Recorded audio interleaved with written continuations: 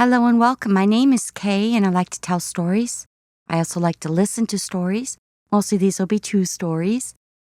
Today's stories are about going up to a place called Prairie du Chien in Wisconsin along the Mississippi.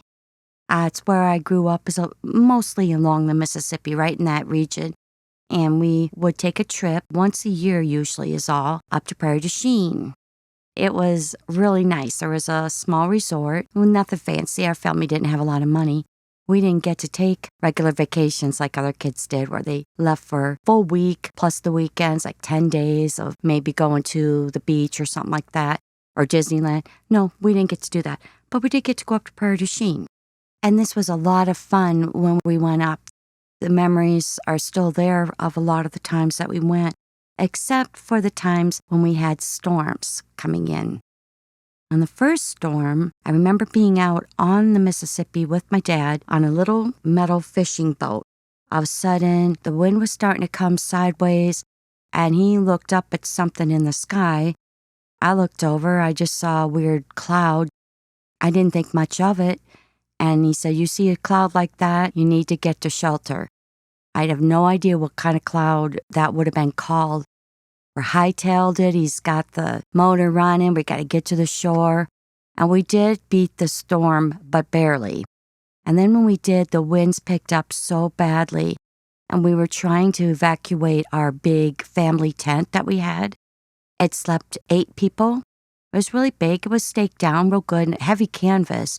Not one of those little tiny pup tents that they're not worth much.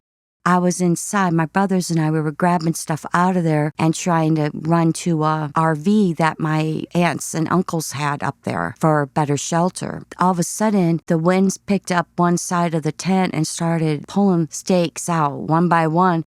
My middle brother was towards the door. He got taken out by Mom, and she was trying to get me out. But I turned and saw that the portion of the tent that was coming uprooted from the wind was my little bitty brother. He was only 3 or 4.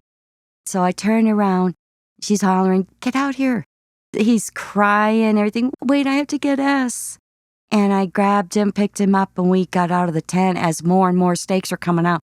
The whole tent ended up upside down on its side and just blowing along. But we did make it into the RV. That still wasn't safe enough. There was a better shelter that they had there. Everybody congregated in it. But that was a crazy day, very sudden. There wasn't really any warning. Another time we were up there in Prairie du Chien, the water began to rise as we were there. It was already high, but it was getting steadily higher. And all of a sudden, it came inland and was getting kind of close to the tent. Again, got to evacuate the tent. Pick it up, just drag it over out of the water. Somehow I ended up in my uncle's Jeep with my dad, and other people were unhooking those utilities right away. Get everybody in. I rode with my dad. He was supposed to take my other uncle's Jeep, and all he needed to do was reverse it, but that water was coming so dang fast, and it was getting close to the tires, and he couldn't get it to go into reverse. I don't know if it was the rain, the wet, or what it was, but it just would not go. He was pulling so hard on that gear shift for so long that quicks of his fingernails were all bloody. That's how much force he was trying to use to get that to go. It was jiggling it, was reclutching it and everything, and it just was stuck. He finally got it, and my other uncle was yelling, "Get that thing backed up out of there," because that water was coming, and his Jeep would have just been ruined. That was a crazy day to have that much flooding coming that fast. This isn't a valley where you would have high bluffs on both sides so that water would come down from the rain and congregate or anything like that. This was just open river there. Those were a couple of the bad weather ones, but we also had other individual disasters. I got a really bad sunburn and had a few blisters. And I went swimming. Well, that doesn't mix very good because you have the muddy Mississippi, dirty water getting in. Yeah, it was bad. And I remember having to go to a doctor after that. I had gotten impetigo from it. Yeah, I was infected. And my mom, when she described it years later, she felt so bad because she was trying to put lotions and Vaseline or anything that would help with this Neosporin on it. And as she was doing it, she was actually spreading it, getting the impetigo that was on one spot of the skin, and then also putting the same type of lotion with her hand in another area. And I was getting it all over the place. So that wasn't very fun, but she felt really bad about it. But she probably just thought it was a regular infection, maybe from a scratch.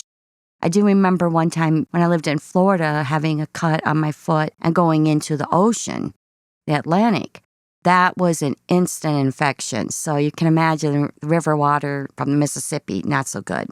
But despite a few of these disastrous trips and impetigo and all that, those really were the very best times of my childhood. I appreciated it. I remembered it. Also, I don't have anybody in their generation still left alive, so I think back on that, and I'm very, very grateful for those times, those 3-day weekends. Thank you for listening.